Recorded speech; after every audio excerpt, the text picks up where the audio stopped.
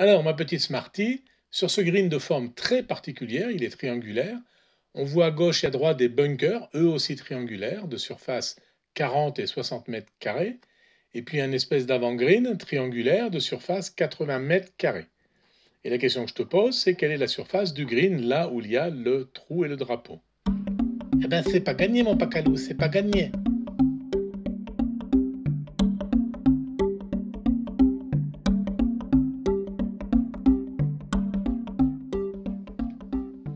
Alors allons-y, et on va généraliser le problème en notant A, B et C la taille des zones connues. On va appeler A1, A2, B1, B2 les longueurs des segments comme sur le schéma. Et je divise la zone cherchée en deux petits triangles, x1 et x2, même si on cherche bien x1 plus x2. Alors, en utilisant le fait que les surfaces de triangles de même hauteur sont proportionnelles à leur base, on voit que A1 sur A2 est égal à A plus B que divise C plus x1 plus x2. Mais c'est aussi égal à A que divise x1. De la même façon, on peut calculer B1 sur B2, c'est égal à A plus x1 plus x2 que divise B plus C, et on a aussi égal à x2 que divise C. Alors de ces équations, on en déduit rapidement que A plus B x1 moins A fois x1 plus x2 plus C égale 0, on a fait un produit en croix, et de là on en déduit que bx1 moins ax2 égale AC, et de la deuxième série d'équations, on fait le produit croisé, C fois x1 plus x2 plus A, moins B plus C fois x2 égale 0. D'où on en déduit que Cx1 moins Bx2 égale moins AC. Alors je multiplie par moins B la première équation et par plus A la deuxième équation. Cela donne moins B au carré x1 plus AB x2 égale AC fois moins B. Et l'autre donne ACx1 moins ABx2 égale AC fois moins A. Ce qui fait qu'en les sommant, on obtient moins B au carré x1 plus ACx1 égale AC fois moins B moins A. Alors en repartant des deux mêmes équations de tout à l'heure et en multipliant la première par moins C et la deuxième par B, eh bien on obtient moins B Cx1 plus ACx2 égale AC fois moins C. Et la deuxième donne BCx1 moins B au carré x2 égale AC fois moins B. En additionnant ces deux résultats, on voit tout de suite que ACx2 moins B au carré x2 égale AC fois moins C moins B. Alors du coup, on en déduit de la première équation x1 égale AC facteur de A plus B que divise B2 moins AC. Et de la deuxième équation, on a x2 égale AC facteur de B plus C divisé par B2 moins AC. Et comme x c'est la somme de x1 plus x2, on peut ajouter, et c'est facile, on a le même dénominateur. On a donc AC facteur de A plus B plus C en haut, c'est-à-dire en regroupant les B, AC facteur de A plus 2B plus C, et en bas le dénominateur B2 moins AC. Alors dans notre exemple, A égale 40, B égale 80 et C égale 60. Donc si je remplace dans l'équation, x égale 40 fois 60, que multiplie la somme de 40 plus 2 fois 80 plus 60 au numérateur. Et au dénominateur, j'ai 80 au carré, 80 fois 80, moins 40 fois 60. Et quand je calcule, après simplification, j'obtiens la surface x est égale à 156 mètres carrés.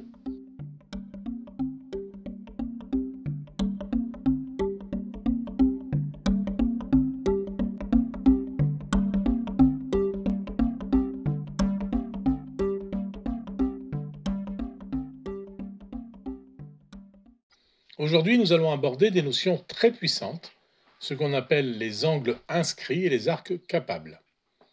Alors on dit qu'un angle est inscrit à un cercle quand il est formé de deux cordes issues d'un même point de ce cercle. Dans mon exemple, ici j'ai un point A qui forme deux cordes AB et la corde AC avec les points A, B et C dans le même cercle. Eh bien, BAC est un angle inscrit.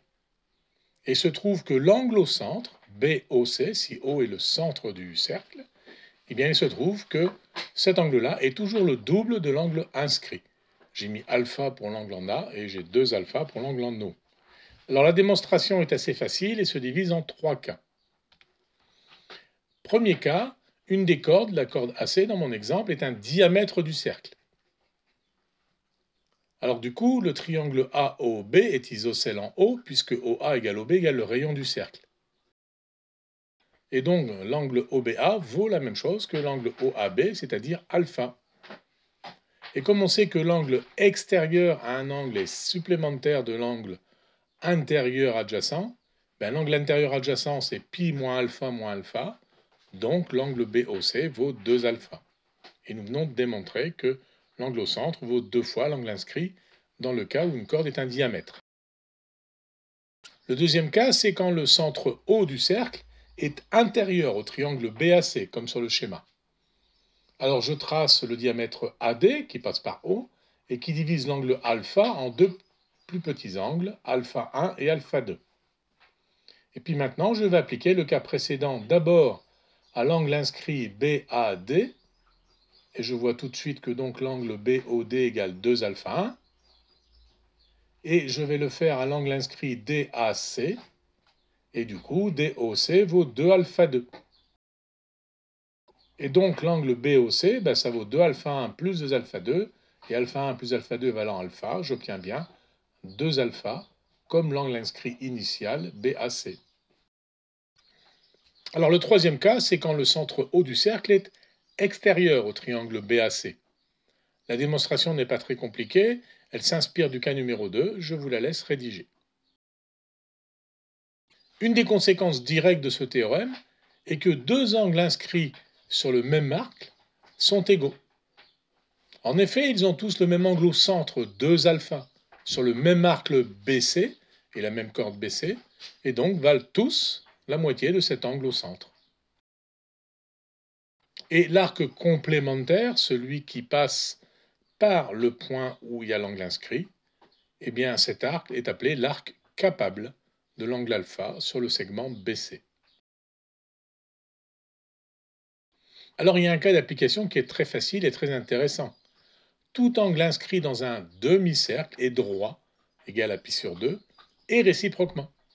En effet, ils ont tous, ces angles pi sur 2, le même angle au centre, et il se trouve que ce même angle au centre, eh bien, il est sur un arc qui est d'un demi-cercle. Donc l'angle au centre est un angle plat, de valeur pi, et donc tous les angles valent pi sur 2. Et finissons sur un petit exemple amusant. On va considérer que l'on peut déplacer la balle en arrière afin de trouver le meilleur angle pour être sûr de passer dans cette petite fenêtre-là entre les arbres. Alors, quelle solution géométrique proposez-vous? Eh bien, allons-y, vous allez voir que c'est simplement un cas d'application des angles inscrits.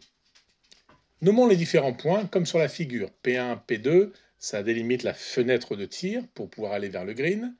Et on va zoomer un peu la figure obtenue.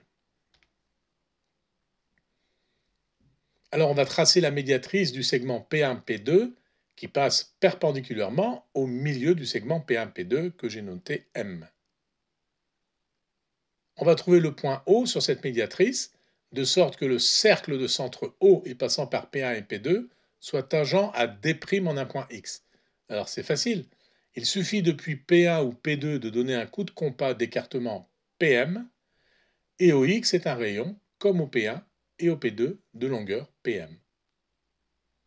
Notons alpha l'angle P1XP2. Alors cet angle est inscrit dans l'arc P1P2. Il vaut la moitié de l'angle au centre, P1OP2. Et maintenant que la balle B soit avant ou après le point X que l'on a trouvé, eh bien le point B est toujours en dehors du cercle. Et comme il est en dehors du cercle, l'angle P1BP2 est toujours plus petit que l'angle alpha. Pour le démontrer, appelons dans notre exemple ici B' et B seconde l'intersection des segments P1B et P2B avec le cercle. Alors l'angle P1B seconde P2 vaut alpha, car il est inscrit dans le même arc, le P1, P2, que notre angle P1, XP2. Du coup, l'angle extérieur P1, B seconde, P2, extérieur au triangle P1, B, B seconde, est lui plus grand que les angles internes opposés dans ce triangle, le triangle P1, B, B seconde, comme on l'a vu dans une précédente vignette. Et en particulier, l'angle P1, B seconde, P2 est plus grand que l'angle P1, B, B seconde, qui vaut exactement l'angle P1, B, P2.